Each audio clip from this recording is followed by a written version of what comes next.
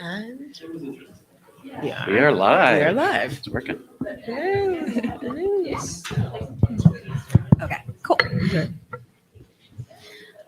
Okay, so we're live and we're ready to go. Yes. Okay, so hello and welcome to all digital and physical attendees to the content creation panel. Our spoiler level is 0 because we are here to talk about the craft of being content creators.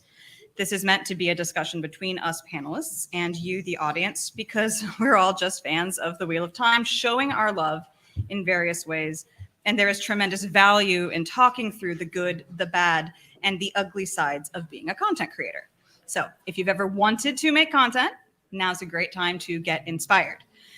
First, introductions. I am Aradia, or Aradiapedia, one half of the Watts Spoilers podcast and podcast producer for Fox and Raven Media.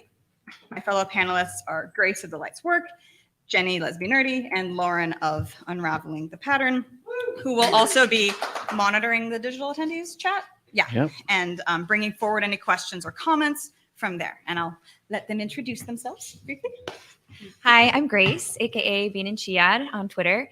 I am, as Iridia mentioned, one half of the Light's Work podcast. I'm also on Threefold Talk on Melchior Talks' YouTube channel. I also write a column for thegrapelight.com. Hi, I'm Jenny. I am Lesby Nerdy on YouTube.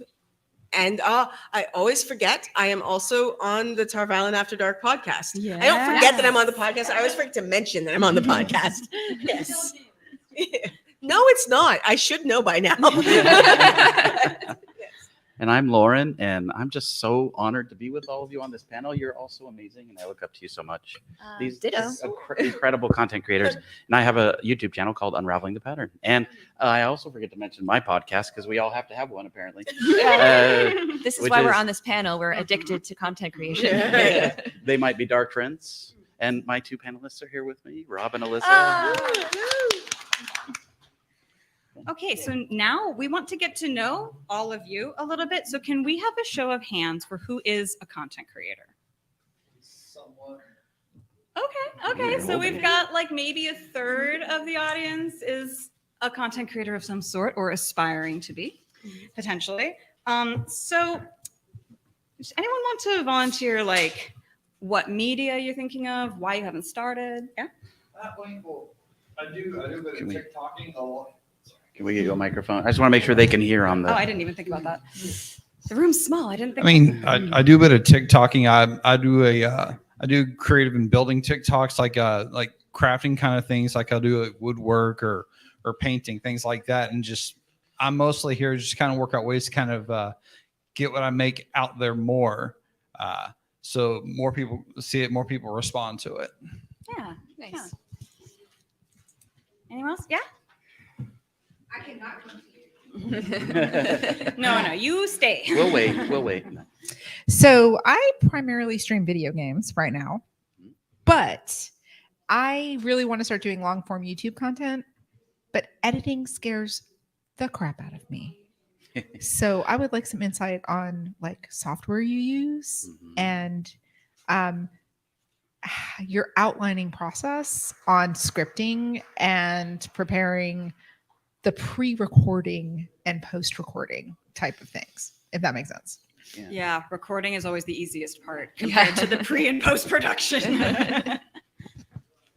Okay, so yeah, I want to start doing more content. Like the only thing I've done is a parody video, and but I'm kind of terrified of, well, sort of nervous, but mostly I just need to know like what I need to get started, like what, because I don't want to just, I want to start purchasing equipment and things like that, but I don't necessarily need top tier, but I want to get something that's decent. So I'd like to spend, a little bit of money. And so I kind of want to know like what's in the middle, like what I should start accumulating and stuff like that. So I kind of have been putting it off because I just need that kind of feedback. And I also needed, I don't know.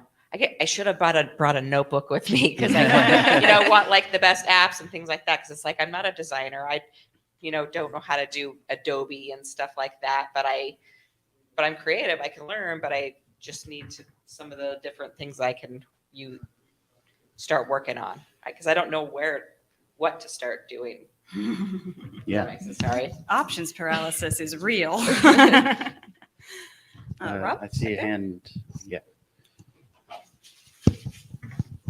Hi, what I'm interested in doing is something completely different. I'm a jazz DJ, but I only work in Second Life, so I don't really use voice or anything like that. And that's kind of what I'm hoping to do when I retire from being an accountant, is to just be a jazz DJ and talk about the music that I'm playing, because I love teaching people about jazz. Interesting. It's so cool. Very cool. I'm Rob. I guess technically I've been a content creator for 20 something years, if you count like artwork and stuff as content. Yes. And I've often like fought against the perception that content creation means only YouTube and podcasts. Right. Because I do the weekly wheel news and goofy stuff like that. But like Lauren had mentioned, we started doing a podcast where we're like, 4 or 5 episodes in. I would love, tips and stuff about like, effective ways to, build an audience for a podcast, or, maybe production tips and tricks and things that save us time. Because all 3 of us are new at it. So things like that. Love that. Are we supposed to have answers for all of this? No, we're just letting them vent at us. Yes, Lauren. Answers for everything. Oh no. Okay. I'm wanting to do my own YouTube channel. And I know I talked to you, Lauren, about it. And some of the artwork that I see out there, and I am not an artist by any means. So where would you think a good place to help resource some of that stuff is? That's my question. Oh, like that. Are we keeping all this in our minds? I'm trying to. Absolutely. I have it all memorized. Okay. Yeah. No. I'm Farter Ice, my grandma. Hi. And I've got an idea. I've been mulling it over since last WatCon. My problem is my preferred media would be YouTube, because Instagram and TikTok just drive me crazy when I try to go there. My ideas range. One might be 2 minutes long. One might be 20 minutes long. Should I try to keep them more to a set time? Because that's an awfully large time difference. Right. Okay, well, that was a lot of questions. Good questions. Yes. Thank you all for contributing. The thing that we really, as a group, wanted to emphasize is that what makes us all the same as content creators is what makes us unique. We all have a unique perspective on what we're doing, on things, on Wheel of Time, and successfully making content is about discovering what makes you unique. It's difficult to balance taking the time to make something perfect. We all know that, right? Against just streamlining your efficiency and allowing mistakes and growth to happen. Like everyone knows, your first project will be very painful to ever revisit. Like you either release something you won't like, or you never release anything. That's the nature of making content. But we've, learned through Discord and other dynamics that working with other content creators in panels like this or in writing group dynamics, we really benefit ourselves and each other tremendously by collaborating. We are all very eager to see new content creators join us. Like this is not exclusive. This is not really difficult. Like we're just some people making content. And we love it when new people join us and have new insights, accept our insights. That's all really important. The important thing is to remember, this is a collaborative hobby. This is a collaborative community. We're all very, very supportive. Can I add to that real quick? Yes. This is the best community to create content for, because everyone is so welcoming and there isn't that kind of competition. I love that about the Wheel of Time. And, to become a Wheel of Time content creator in particular, not that all of you want to do that, but you have to have invested a lot of your time and your life into the Wheel of Time series. And so everyone has their unique perspective about it. And we all want to hear it. Like you were saying, I love that. Yeah. There's not just one take, right? There's a zillion takes and they're all interesting. And like, you're going to shop around and find the ones you like, and that's fine. So since a lot of you are considering becoming content creators or want to expand, I just want you to kind of put these little nuggets in your brain to think about. Have you considered if you want to do solo or collaborative stuff? How are you going to work with other people, ask for their help, do group projects? Like we are our best resource, right? Like we can help each other. So like maybe collaborative projects are better, maybe solo projects are better, but think about that. And from there, I want to move into talking about the kinds of content that get produced because I got to pick the panelists for this. And I really wanted to have multimedia because I have tried video editing. No. Lauren tells me it's easier than audio. You're lying. Audio is way easier for me. So yeah, this panel comprises audio, video, and writing content creators. None of us are live streamers, I don't think. Sometimes. Okay. But yeah. Occasionally, but not.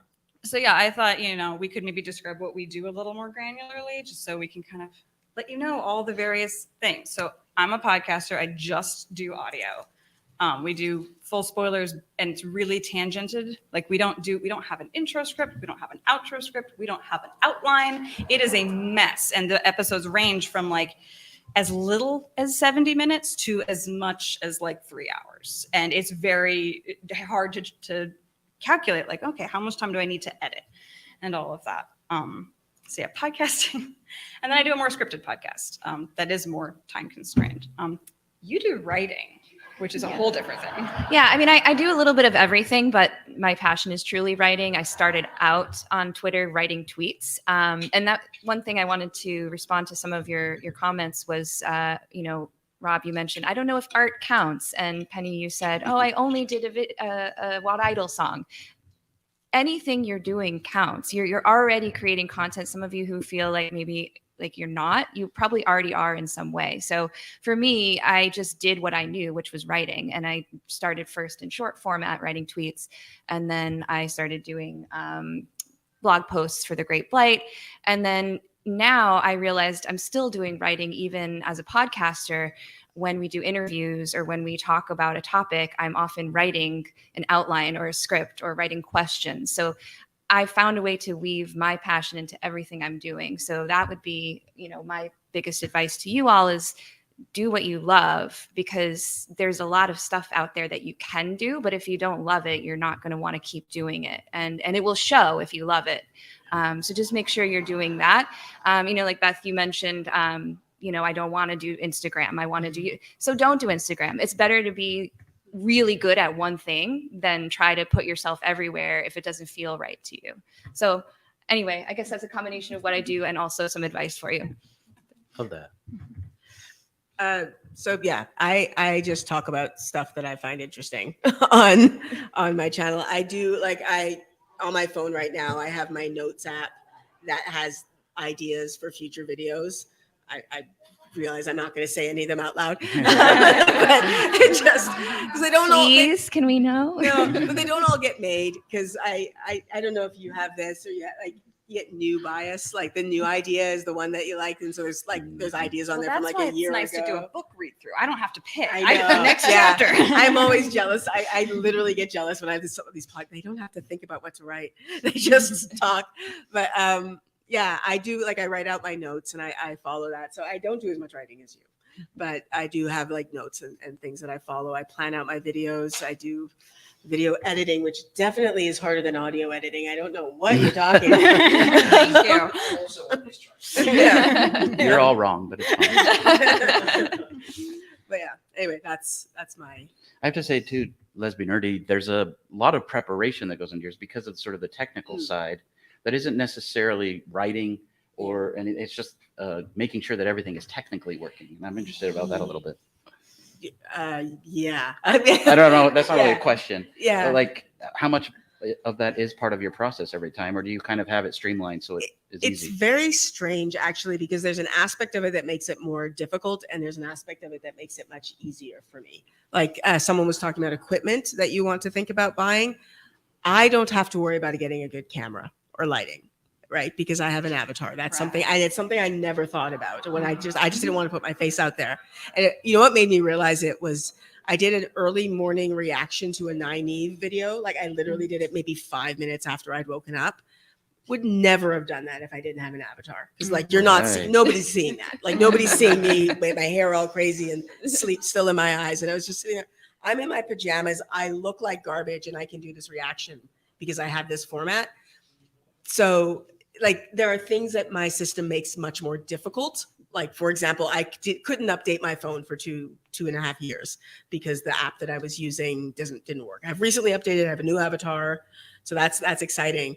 But yes, I do. Like whenever I'm going to set up a video, I have to get my phone there, make sure that the microphone is here, make sure now I have an Elite Motion that tracks my hands, and I have to test it to make sure. So I will record for like 2 or 3 minutes first to make sure everything's working, and then check that it's working, and then I record. So It's interesting. So I just saw a comment on the stream. They said, I'd be interested to know how all of you manage your schedule. And then one of the things I've Bold to assume we manage our that schedules. we manage our schedule. That's funny. That's, I have a lot of thoughts running through my head with all this conversation. For me, it's interesting because I went to school to learn how to make videos and films, and that's how I started.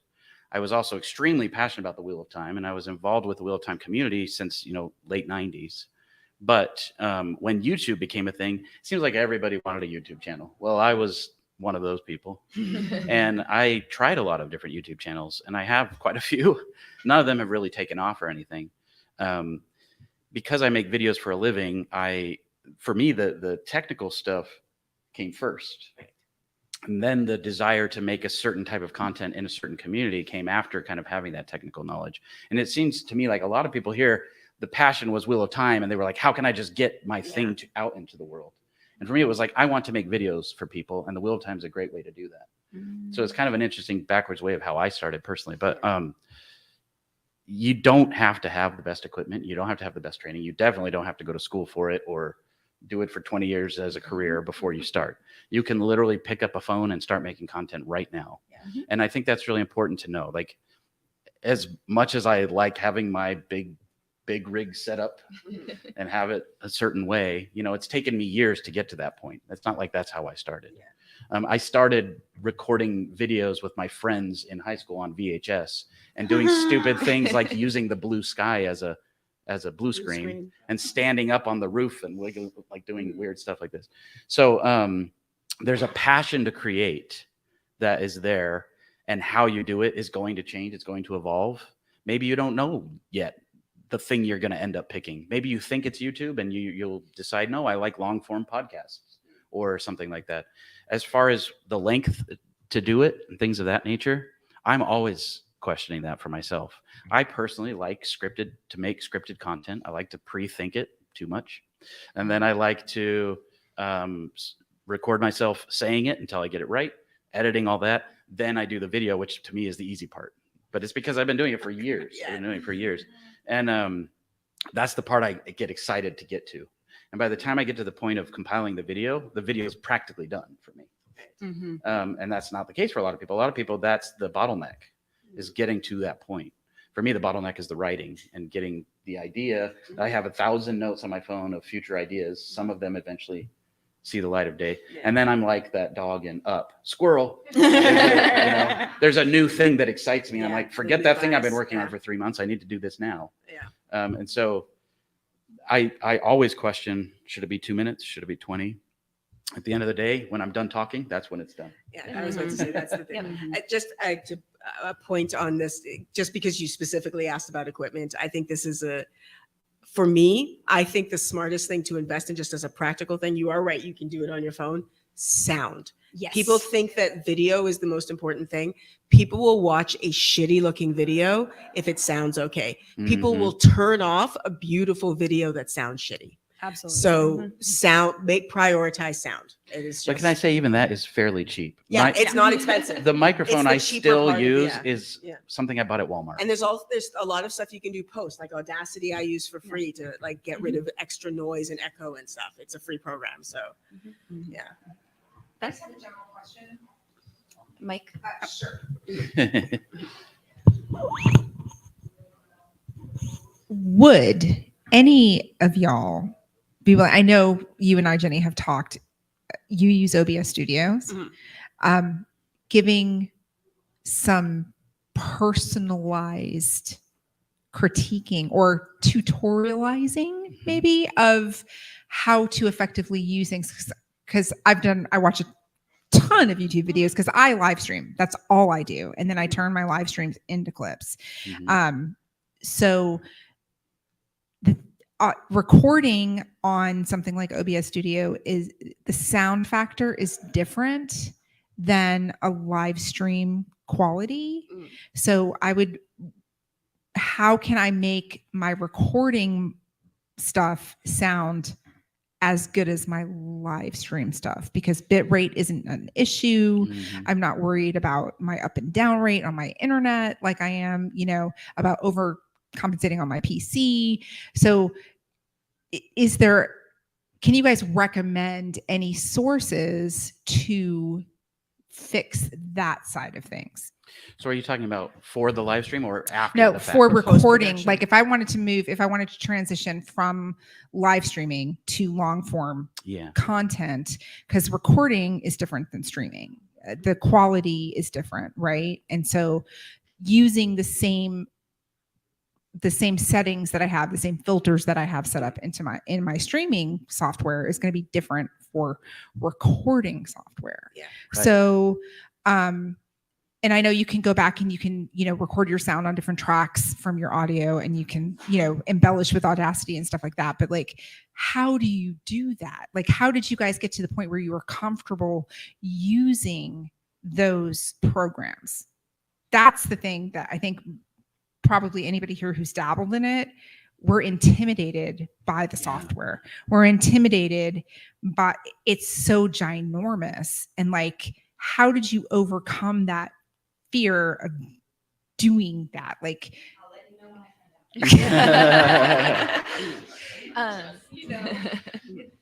So, practice makes perfect. Yeah. Like you just got to start. And there are some things that can be roadblocks to starting. And that's the concern. And even what Jenny said, you can start out with crappy audio. That's okay too. As long as you're starting and you're getting into it. At least for me, the hardest part is starting. Yeah, so this is a separate panel we need to have. Being a content When is creator, good enough good enough? Being a content creator is an exercise in letting that go. Yes, for sure. And that actually leads really well into my next talking point, which is the emotional ups and downs of content creation. Like the highs are so high and the lows are so low. Both in terms of the technical issues of like feeling overwhelmed by like, how do I add a new medium? How do I add a new piece of software? Why did the software that worked for the last 3 years break today? Like, why? There's that. And then there's also the emotional ups and downs of like your subscriber counts, your download counts. Did this video perform better? And like for some things, like I'm on a podcast that was already going before I joined. So I've never worried about that particularly, unless I look at the Patreon and I see like one person like deleted their pledge, and I'm like, the end of the world. But I know, Lauren, you've talked a lot about like watching your analytics and like really trying to craft your content to that. And like we end up chasing the algorithm more than our creativity, right? Like our creativity is the thing that makes the content good, but then you also want to craft it for that feedback. And so it's really difficult to manage. Speaking of that fear, we all have different fears. There's lots of reasons why we don't do something. One of the fears I didn't have at first was that I was losing some race. I didn't even think about a race when I started. I thought about trying to talk about something I enjoy and make videos that I hoped other people would enjoy. And somehow along the way, that morphed into, this is a business, or I'm doing this for different reasons. Hustle. Yeah. And the interesting thing is, whatever platform you choose, I mean, something like YouTube, it exists. Part of its purpose is to encourage and push you to keep giving them money by making content for free for them. Right? And we talk about the almighty algorithm. That's a real thing. And all of these different platforms that are free to use come with a cost. I don't know if it's necessarily financial, but there's a cost. I was very inspired by Daniel Green, who's kind of the first Wheel of Time YouTuber, and he's huge. And he's an inspiration. I was so scared to use my own voice. I actually shared my first video with him before it was finished with a robot voice. And he said, this is great, but you need to include your own voice. And I was like, no, I don't. And people comment on my voice all the time, and I still hate it. It's weird. Soothing. But this is one of those things where I had this irrational fear, Yeah. and someone encouraged me to overcome it. Yeah. And I haven't, but I You're pushed through trying. it. I pushed You through are it. trying. So I'm kind of going all over the place, but there's this weird thing where it turns into a rat race if you let it. You know, sometimes if you turn it into a business or you're making money or whatever it is, which is not a bad thing. That's an okay thing to do. It can change your motivation or the reasons why you do it. So it's good to have these kinds of opportunities to remind yourself why you do what you do and why you're pushing yourself so much. I'm talking too much. I want to let other people. I have no, go ahead. Yeah. Switching the mic. All right, because I actually used to do a little bit of YouTubing. I had a BookTube channel where at first I started talking about writing. I really wasn't getting any kind of real reaction or response or views. So I started reviewing other people's books or talking about other people's books, and just I felt that wasn't really me, and I also really just wasn't getting any much interaction. So I just let it drop off after a while, and that's been years since I've even uploaded anything to YouTube. I try to just never really worked for me because for one thing, beating the algorithm. Yeah. I couldn't break into that cycle. Yeah. Yeah. Oh.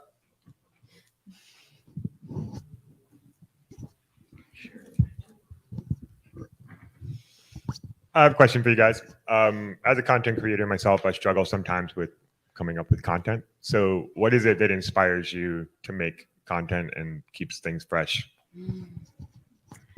The conversations that we get to have with other content creators. It's a huge motivation. Like I said, I do have a folder of notes on my phone. You were talking about chasing the algorithm. One of the things, it sounds really mercenary, but at a certain point, Nablus, I have to thank Nablus for this. Very early on, Nablus was like, just set up a Patreon, Jenny, just do it. Like, just do it. And I was like, a Patreon.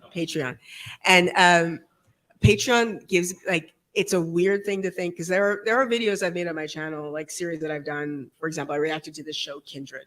Nobody watched Kindred. Like those videos on my but like my video at Kindred reaction videos have like 82 views. Like they have nothing, and that's high for some channels. I guess. I mean, but what I mean to say, like, it hurt my channel. Like it literally every time I released a Kindred video, because of the way the algorithm works, if you release a video that doesn't do well, the YouTube goes, oh, nobody likes you. I'm not going to show your videos to anybody anymore.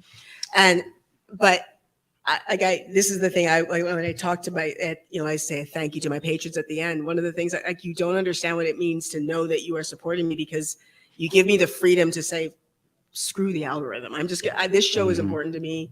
I'm going to talk about this. And so like, as far as keeping things fresh, having that freedom allows me to just be like, you know what, I want to talk about something new this time. I'm going to experiment, move into a different vein, and it gives you the freedom to, and maybe the algorithm will find it. Like the algorithm didn't work for Kindred because nobody watched that show except for apparently Beth.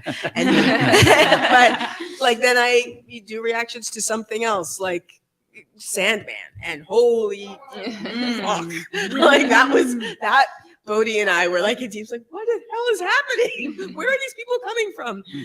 So that sort of thing gives you the freedom. I think I essentially initially was I'm just going to do Wheel of Time once a week. That was I had this whole schedule. Mm-hmm. It's gone. Schedule's gone. But at a certain point, I'm just going to talk about what I want to talk about. And hopefully people will follow me. It's really freeing when you can do that. Yeah. Yeah. Okay. I think what inspires me, Brian, is the community. I only do Wheel of Time content, and I do it because I love the Wheel of Time, but I also do it because I love the community, and there's just so much interaction with them, and it's like an endless supply of ideas and comments and thoughts. But another thing I will say, and it goes back to Aradio's point about how you want to do your content, I think there's something to be said for having other people involved. Like, so having not doing this alone can be really helpful. So like I have my co-hosts on Threefold Talk that are always inspiring me and giving me new ideas. I have Anas on lights work. And so not going into it alone is something you might want to consider, because if you have somebody else there, first of all, they're doing half the work with you, supporting you. And then they're also like, if you're having a dry spell of ideas, they might have some ideas. So just if you're not already creating content, maybe think about not going it alone, because that can really help keep you going as well. Because it is hard to, I mean, everybody, like writers get writer's block, right? So it's hard to keep going sometimes, even when you are really passionate about the topic. So when you stop being passionate about the topic, you can always go back to the people. Yeah, I would add to that. I've tried to start a solo podcast after being in my dual podcast, and that just fell right off the end of a cliff because I got stuck in my perfectionism and my scheduling, and pretty soon it's been 6 months. And yeah, having someone else to bounce off of is I still so owe you critical. something for that. An animation or something. Oh. We'll talk. So I wanted to add to answer Brian too. So yes, working with someone is really important. And let's say they're busy and they're an innkeeper, there are other innkeepers.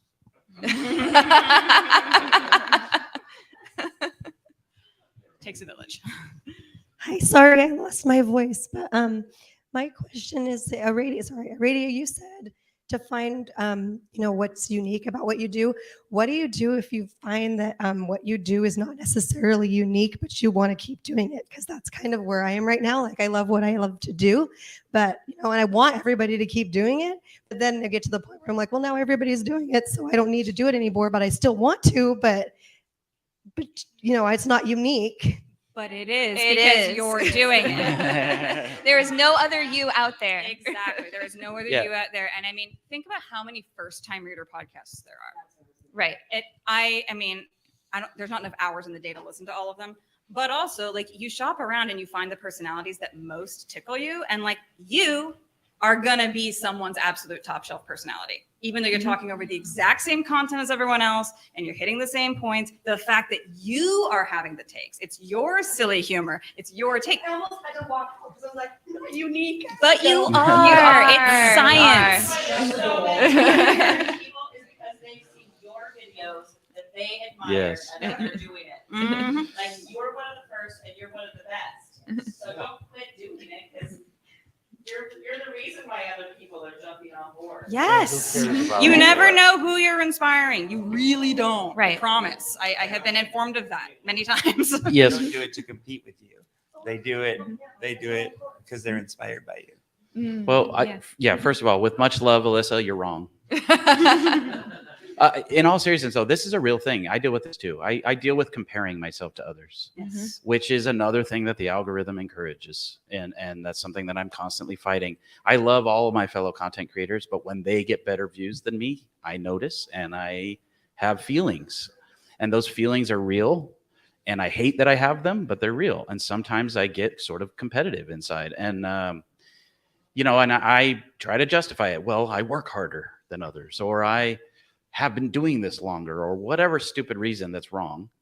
But those are real inner voices that we have. And that's why, again, I say this community is very special, because even the people that I sometimes compete with in my own head are the best. They're the best. And they're my friends, and I love them, and we reach out to each other and we help each other. And it's good to remember that we're all part of the tapestry that is the Great Pattern. And we're just trying to add to it. We're trying to add our unique threads, and they may feel like the same color as another thread, but they're not. We're all unique. And as many opinions as there are about Wheel of Time is as many fans as there are. And so we're all unique in that way. You're unraveling the pattern. Yeah, I mean, I could to Alyssa, I can add a little bit to that. I mean, I am the other innkeeper. Like I mean, it's that's there, but it shows when you do what you love, and it shows, and that's what we are here for. So what you love, it shows, and that's why we love it. It's a big part of not following the algorithm. The algorithm will kill what you love so fast. It will hide it. It will bury it. You just got to do what makes you happy. Yeah. And so when you mentioned, that you started a thing where you were reviewing books and you felt like it never really took off, this is another part of content creation. I get excited about projects. I get so deep into the project. Imagine putting 1,000 hours in a project that nobody sees. Of course, you're going to feel affected by that, or 1 hour even, right? Like, so there is this, like, why am I even trying? And frankly, you have to push through that. Mhm. We've all been doing this for years now, Mhm. right? In different ways. And I'm not where I thought I'd be at this point. I was hoping I'd be bigger, if I'm being honest. But I'm still going and I'm still pushing through. And in the few years that I've been doing it, I've seen content creators come and go because there is a grind to it a little bit. And not to say that you should put all your efforts into it. You should have balance. But What is that? there is a bit of a grind. Yeah, I hit 20,000. Thank you. Yeah, I hit a big milestone this week, and I've been pushing pretty hard for it, and it happened, and it's exciting. And when those moments happen, that dopamine, boy, that Highs are high. can ruin you, and that makes the downsides seem worse somehow. But it's all in an upward trend. Yeah. Just another comment on the comparisons piece. You can look at it that way, but also you can think of it as other people out there who can help you.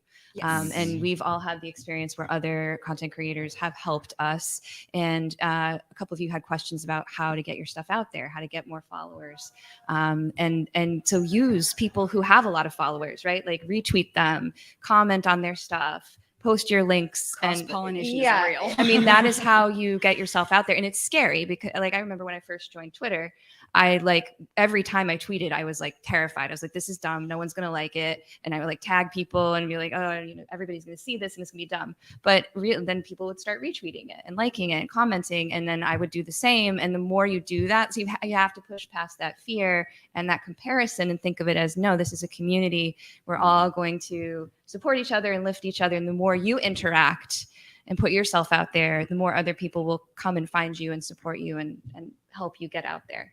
And don't be afraid to contact someone, like DM another creator that you admire, that you want to be like. Ask them questions, ask them what they use, ask them how they get themselves out there. We love talking about our craft. Yeah, like Yes. people have been so nice and so supportive. Like we just made an awesome website for the Lights Work, and one of the things that helped me was Takaran Riyadh just posted their own. They made their own website, so I DM'd Joe. I was like, "Your website's so great! Like, tell me what you did. Like, I love it." So it's okay to copy people. It's okay to get their strategies. So just don't be afraid to reach out. They will welcome you with open arms because we've been welcomed like that. So we'll pay it forward. Yeah. I know I've been saying a lot, but I just want to piggyback on that. I listened to one of the Lights Work podcasts with Critter. Critter's huge on TikTok. She's amazing. If you don't know who she is, like, you're crazy. She's amazing. And she was on your podcast, and she talked about how sometimes you have to be proactive about getting the opportunities that you want. You can't wait for a podcast to come to you and say, will you be on the podcast? You go to them and say, I want to be on your podcast. And that is totally okay to do. I reached out to Daniel Green when I first started, and he was nice enough to respond. And he didn't give me the response I wanted because I wanted him to give me all of his subscribers. No, I'm kidding. I was very naive. I didn't realize that was kind of, you shouldn't be so out there or something, but he was so nice and he was supportive, and it turned into something great for me. So don't be afraid to ask us. There are a lot of technical questions we can't answer now, but we will. We will on Discord or somewhere. Yeah. How important is short form content to you guys? YouTube's switching their algorithm to a lot of short form content becoming more prevalent with YouTube Shorts, and TikTok being a thing, and Instagram Reels being a thing, and Threads now being a thing, and Live Space coming up. How important is short form content to you guys in your goals? I see you, Rob. I see you, Rob. this? I did an experiment on my channel a little while. I posted some in Discord, like, just so you know, I'm going to be posting a short a day for the next month or so. I'm just experimenting. The weirdest, I don't know why, I got subscribers, and Bodhi, you're not Bodhi, but Bodhi did this. Yeah, it was Bodhi, Rob, and I in a chat, a Star Trek themed chat. But I told them about it, and both of them did it, and the same thing happened to their channels. I don't know what it is about Shorts. It brings subscribers. It weirdly doesn't bring views, but it brings subscribers. Yeah, YouTube is pushing it, but it's a strange thing. And they're fun to make. Like, I haven't done them any in a while, but they're fun to make. They can be fun to make, but that's what they're really good for bringing in subscribers. Quick explanation: what is short form versus otherwise? Well, the YouTube Shorts, they're like vertical videos. They have to be, TikTok. yeah. Sorry. I this is why I stick to audio only. I can't deal with time limits. Like, no, if I'm talking for 90 minutes, that's what you get. Those are not Wheel of Time themed though. It's still, yeah. It counts. is. It, Everything Yeah. counts. that's just journaling in public. Oh, Rob? Oh, you.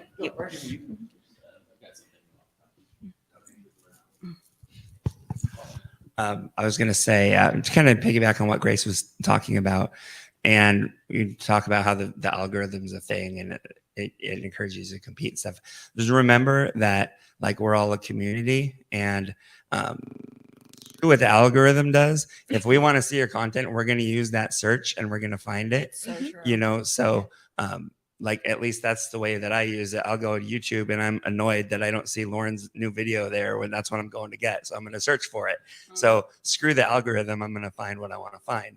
But I would say that part of content creation that I've found is just as important as actual content creation is the marketing that you put behind it. Promotion, Basically, yeah. like, yeah, connect with other people, or, you know, tweet about what you're making and link to it, because, you know, as much as you can get a voice out in the community where other people will notice it, then they're going to find you. Yeah. And a lot of times, but, you know, we're all friends and, you know, we're all excited to see what everybody's doing and support each other. So don't be afraid. Don't think it's like, oh, I don't want to shine the spotlight on myself. Like if you make something, you got to advertise it so other people will know about it, or it's not going to get seen. And if you have the right reasons in your heart, then don't feel bad about it, you know? That's one of the hardest parts I find, and it definitely was hardest at the beginning, was self-promotion.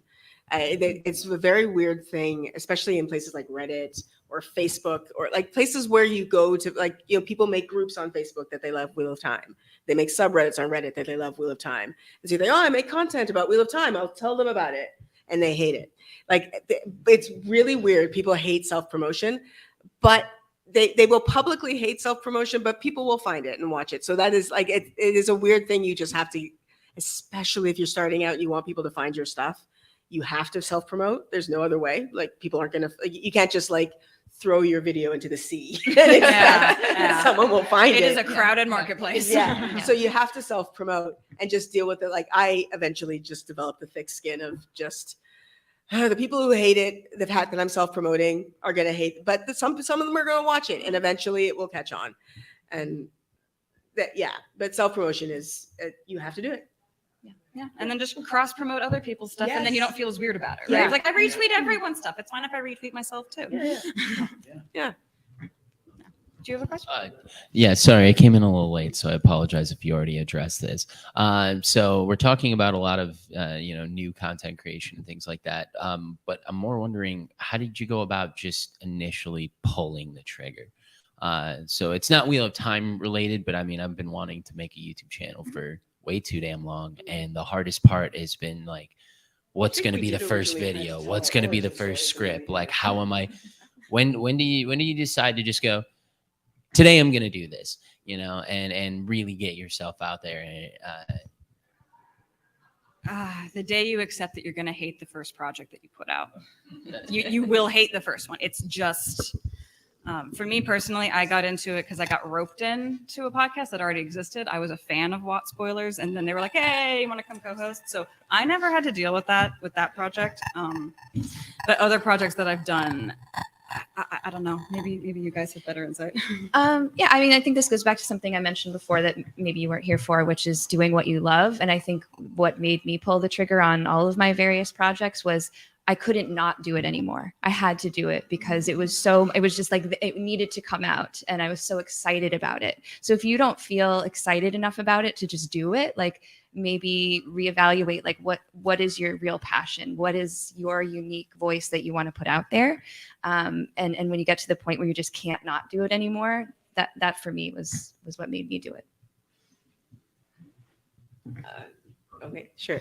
I had been talking about making a YouTube channel for a couple of years. I didn't realize how long I'd been until I was visiting my family and my after I made my YouTube channel. My sister's like, "Oh yeah, you've been talking about making this avatar thing for like a couple of years." And this is the weirdest thing I'm about to say. A big hurdle for me was finding an avatar that had black hair. Like I didn't want to have a white avatar.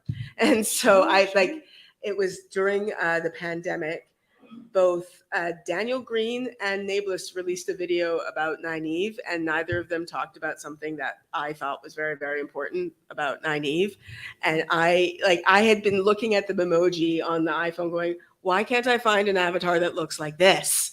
And I finally went, I'm just going to use this. And so I put a bunch of shit together and made this. So, yeah. Well, yeah. It's weird. You talk about like the first video being when you hated. I thought Nynaeve can't be my first video because I need to get good at it first. And so Nynaeve was like my 5th video because I thought I was good at it by then. I wasn't good at it. So, yeah. It's great. Right. Yeah. Like it resonated with so many people. I can't watch it. I can't watch it.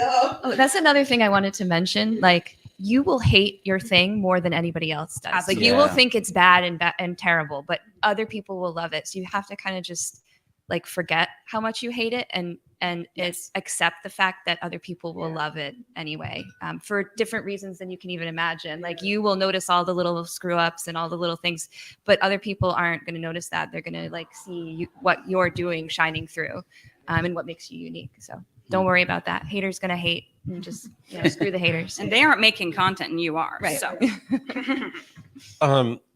I want to piggyback on that comment of you're the one who finds all the mistakes and everything. I do a lot of woodworking, and I know like I do on a piece of work. I was told by a mentor of mine when I was showing off one of my pieces one time, and I pointed out how I hate it because I did this wrong, I did that wrong, and he said, don't ever point out your mistakes. Yes. Because if you point out your mistakes, you're showing everyone else what they are. If you don't mention it, they'll never know. Absolutely. Yeah. I had a brief question as well. Do you feel live versus recorded is a good way to go? Does one have an advantage over another? For example, live, no editing, live screw ups. As the editor of my podcast, I can tell you editing is God. I can change so much in editing. But then I also get lost in my own process sometimes. I've had some projects come out where it feels like a very like lifeless quilt, because I edited it so hard. And and people show up to the live streams. Right. They really want those live screw ups. They want that live feel. So it's definitely a trade-off. Yeah. For sure. I like having the live audience when we record, and I like the fact that the live recordings don't go out to the podcast feed. It's a mixed bag. I don't know about any of you guys do live stuff? There's value in both. I don't do live that often. Sometimes I'll do a live stream when there's like a milestone or something fun to talk about. But, I think Matt from the Dusty Wheel would be one of the first people to say, if you want to grow on YouTube, don't center everything around live streams. It's tough. I don't know why, if it's the algorithm, if it's because it's too long form, I don't know why exactly. And he's got good growth, and he's one of the few live streaming only channels that has like really good numbers, but he's pushed it and pushed it and pushed it. I do personally like edited stuff more, and I think certain platforms might push some of that more. YouTube, there used to be this thing where YouTube loved 10-minute videos. That's not really a thing anymore. People actually like YouTube for 20 to 30-minute videos now, and it kind of comes and goes. But then there's also the shorts that it's pushing separately. And so I guess it's hard to say. I would say, what are you comfortable doing? There's probably just as much work that goes into live as there is to like scripted and edited.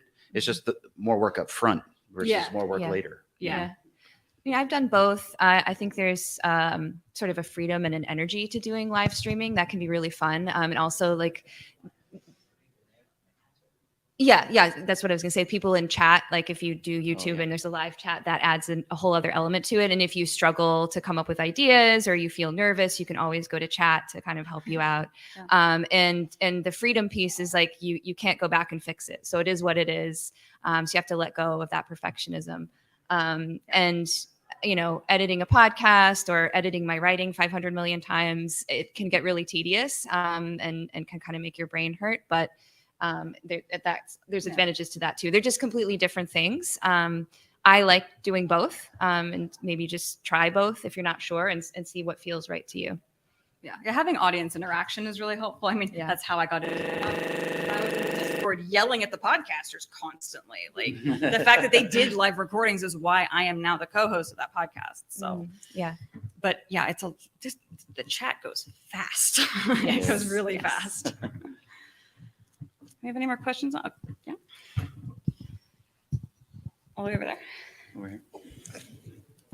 In the practical, technical side of it, I've seen videos, showing what the podcaster is using, what the video is using. They got multiple cameras. They've got a rolling screen with dialogue that they're going to be saying. They're going to have their notes someplace, and it looks intimidating.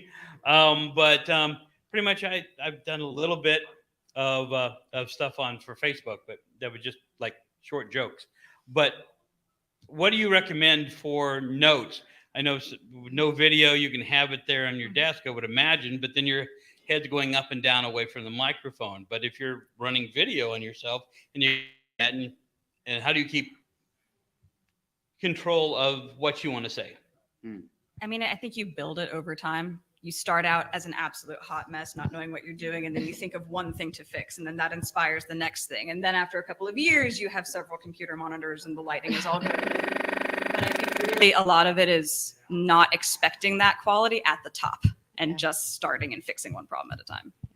I use Google Docs. I always have I just have one screen. I have a tiny laptop monitor, so it's like really jammed in there. I have like one window with whatever I'm live streaming or whatever, or my Zoom meeting for the podcast, whatever it might be. And then I have my other window, which is my Google Doc with my notes on it. So that way I'm still looking forward at the camera while I'm doing it. But it's not anything fancy. And that's just what works for me with the equipment that I have. So I agree. You just kind of figure it out over time, and maybe it's not ideal, but it works Certain fine. problems will suggest their solutions. Yeah. Also, mic technique, very difficult for sure. I still struggle with that. Oh yeah, I bonk my mic all the time. It's so bad. Yeah, I'm back here and I'm up here. Yeah, the inconsistency drives me nuts. Yeah, there's I only do it so all the much you time. can do in post. Yes. Yeah. I just wanted to point out on the live chat, somebody said this panel is live and it's good. Aw, thank you. So we did it. Yay. Yeah, I do a lot of preparation. I write everything ahead of time, and I don't like to show my face in most of my videos. Sometimes I'll jump on in front of my just really cheap webcam that I have and do it. I never like it. And my good friend John from What Up on YouTube, he doesn't have a script. He just turns on the camera, but he might do 10 takes before he gets right because he hates editing. And he wants to just do it all in one take. And that drives me insane. I'm like, just edit it. It's not that hard. Clip it here, clip it here.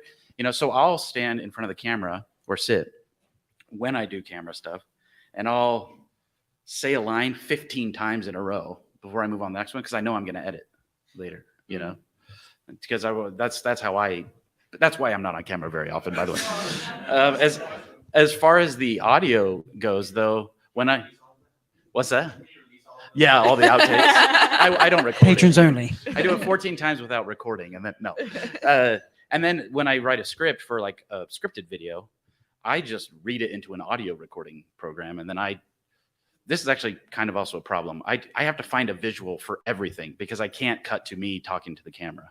And sometimes that would be easier, and I wish I did that, but I just don't like being on camera, and I feel more comfortable showing interesting visuals. I like to keep things moving. So that's just like a personal preference, but it's not like I came to that overnight. As we've sort of talked about, I've discovered kind of what I like and how I do it for years.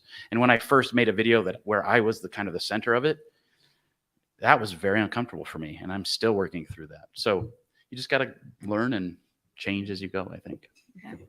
I wanted to add on, I'm not like Daniel Green or anything. I don't have massive numbers or whatever, but I am a hot mess when it comes to making content. I have made every mistake under the book, and this is more for everyone listening than talk to the panel. I just haven't been facing forward. Sorry.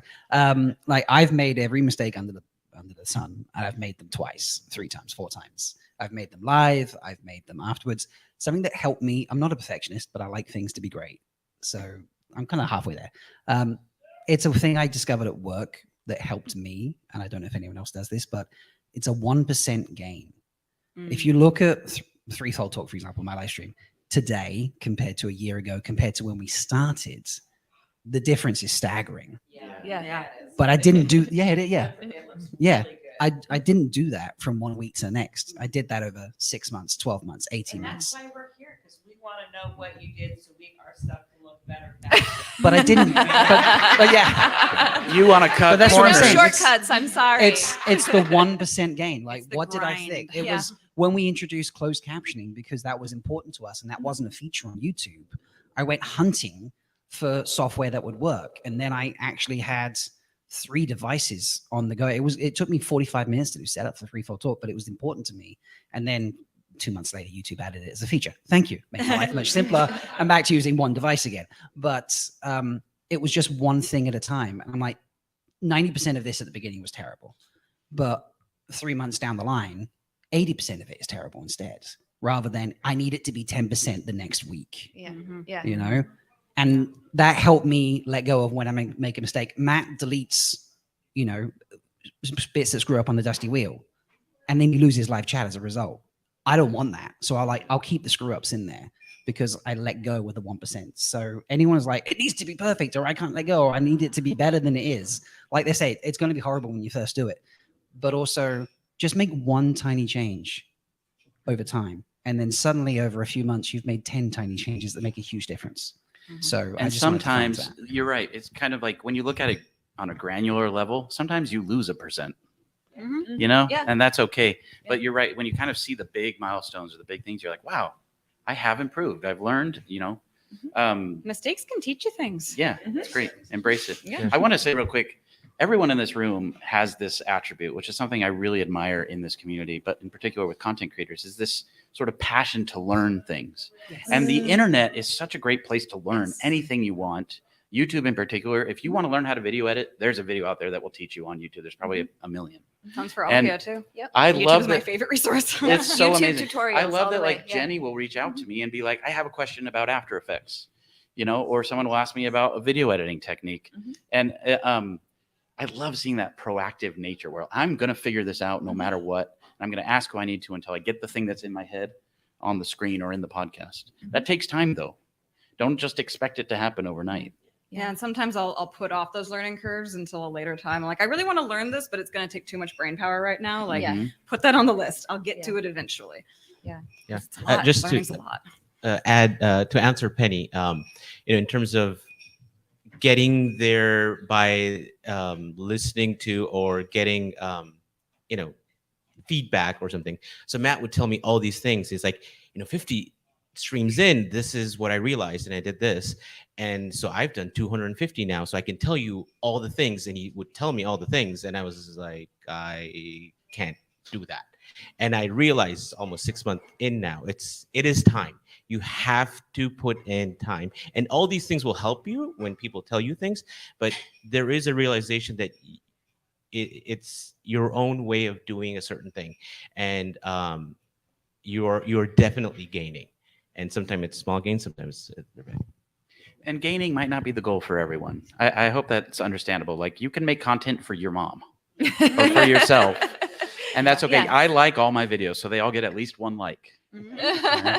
Like weirdly, I don't like my tweets. I feel like that's wrong. But my videos, I'm like, Yeah. I earned this like. I don't actually like my videos, but I click like. Yeah. So you know that's okay too. There is different people do things for different reasons. There are strategies that you can think about. You don't have to. I started a YouTube channel, put like 6 months of work into it, and I had 40 subscribers. And for me, I was like, maybe I shouldn't be putting so much effort into this. But there are people that don't get their first 1,000 subscribers until 3 years in or something. Like that's normal too. And then with the Wheel of Time one, I was very lucky to have a supportive community that helped boost me. And I thought, I've made it. My first 1,000 subscribers came very quickly. My next 1,000 came very slowly. And so I kind of, it's just different for everyone. But just keep pushing on. And if you don't enjoy it anymore, do something else. That's okay too. Sorry, I got passionate No, there. it's all good. I do have to cut us off because it is the top of the hour, but please come talk to us. We have things we didn't get to on my script. I wanted to talk about accessibility because that's a whole thing. But we do have to allow the room to be freed up. So just meet up with us after. Thank you all so much for Thank coming. you guys. Thank Remember, you. we believe in you. You can make content. Near Portland, not in Portland. Seth is in Portland.